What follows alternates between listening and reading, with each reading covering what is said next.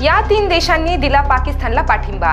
Operation सिंदूरच्या माध्यमातून भारताने दहशतवाद्यांचे तळ उद्ध्वस्त करत त्यांना कंठस्नान घातले आणि पहलगाम हल्ल्याचा थेट बदला घेतला।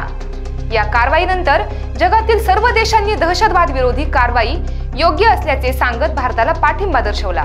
मात्र या 3 मुस्लिम देशांनी पाकिस्तानचं समर्थन करत भारताच्या कारवाईवर चिंता व्यक्त केली।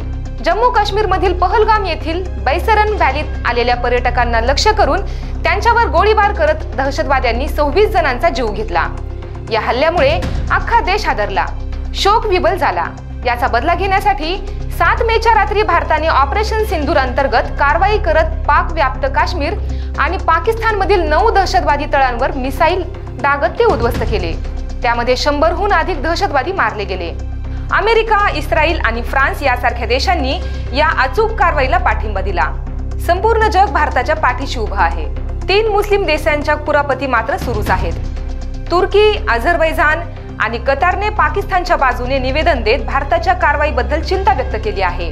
त्यामुळे या 3 देशांनी पाकिस्तानला उघडपणे पाठिंबा दिला असल्याचे दिसत आहे। अशाच महत्त्वपूर्ण बातम्या पाहण्यासाठी पाहत रहा लोकाशा टीव्ही न्यूज चॅनल।